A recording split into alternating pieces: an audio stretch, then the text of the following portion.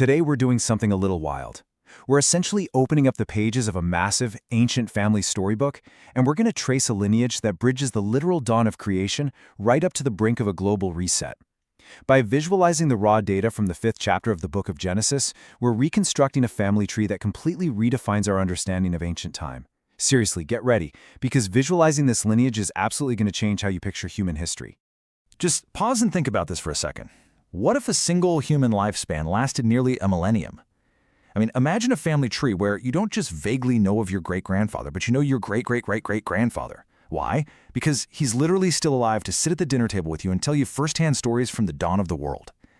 We're looking at an incredibly unique historical record here, where the combined years lived by these patriarchs stretch into the thousands. It's not just a list of names. It's this deeply overlapping map of lives, where ancient history was passed down in person across entire epochs.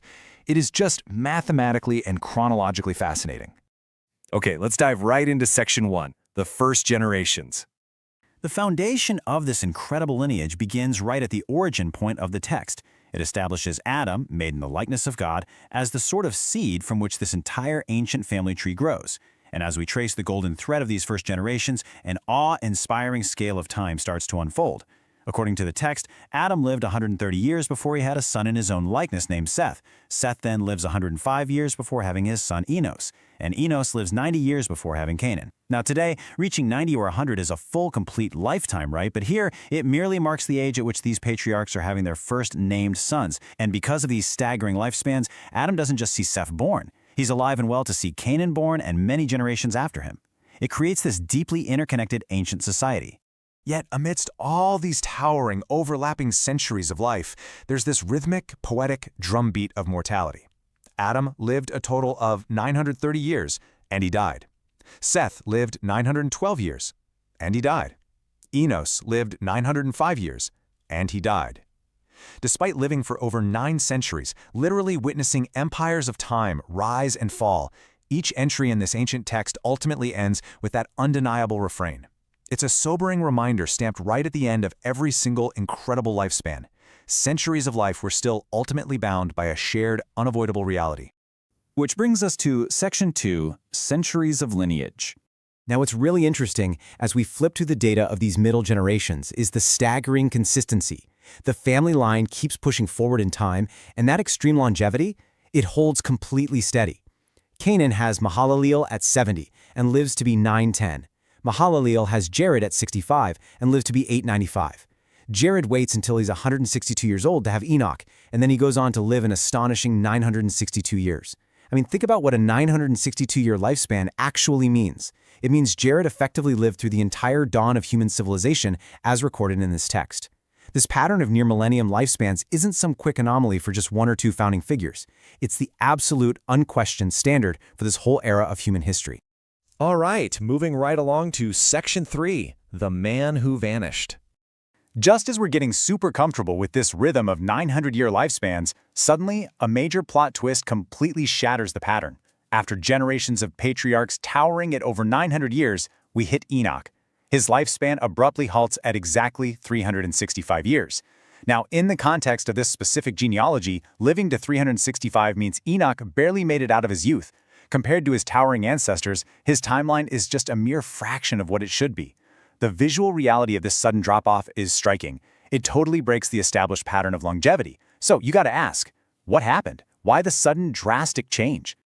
Imagine reading a history book and a definitive date of death is suddenly, inexplicably replaced by a divine disappearance. The text gives us an answer that is honestly a moment of pure wonder. It says, "And Enoch walked with God, and he was not, for God took him." For the very first time in this entire genealogical record, that rhythmic drumbeat just stops. That heavy, inevitable phrase, "and he died," is nowhere to be found. Enoch simply vanished. He was taken. It's this magical, mysterious break in the deep mortality of all the previous generations. Which leads us perfectly into Section 4, Methuselah, Lamech, and Noah.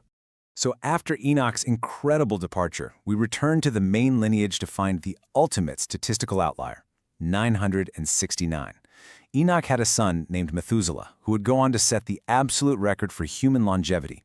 969 years is the highest age recorded in the entire text. Try to wrap your mind around the sheer weight of nearly 1,000 years of lived experience, memory, and societal change, all held within a single human mind. And there's a really fascinating mathematical reality embedded right here. If you track the years forward, Methuselah's death mathematically aligns directly with the very year the Great Flood is said to begin. His massive lifespan essentially bridges the entire gap between the ancient world and the coming catastrophe. Now, Methuselah's son was Lamech, who also lived an incredibly long life, reaching 777 years. But when Lamech was 182 years old, the text does something highly unusual. For thousands of combined years, we've seen the exact same rhythmic pattern, right? A name, an age, a son, and a death. But right here, there's a deliberate, heavy pause in the data. Lamech has a son, and he names him Noah. And rather than just moving on to the next number, Lamech actually stops to give us the profound meaning and, honestly, the desperate hope behind his son's name. Lamech speaks this prophecy over his newborn son. He says, "This same shall comfort us concerning our work and toil of our hands, because of the ground which the Lord hath cursed." Put yourself in this guy's shoes for a second. You've been living an ancient agrarian life, manually farming a harsh, unyielding earth for over a century, and you know you still have hundreds of years of grueling labor left to go. For Lamech, Noah isn't just another heir in the ledger. Noah is an ultimate reset button. He represents a beacon of comfort and impending change to a world that is absolutely exhausted by ancient toil. And then, the storybook abruptly shifts its visual pacing once again. That long, single-file march of fathers to single-named sons suddenly halts. Noah reaches the age of 500 years old, and the family tree finally branches out horizontally. He becomes the father to 3 distinct sons, Shem, Ham, and Japheth. The singular golden thread we've been following continuously for millennia has suddenly split into 3, fundamentally changing the shape of this ancient family tree right on the eve of a global cataclysm. So what does this all mean? It leaves us staring at a massive, looming question. What will this new era of Noah bring to a family line that has overlapped for thousands of combined years? We've traced a continuous lineage of centuries-long lives, mind-bending mathematical anomalies, mysterious disappearances, and desperate prophecies of comfort. The board is set, the timeline is complete, and the waters, well, they're rising. What happens to this millennial-old family when their ancient world finally breaks? That is a story for our next explainer.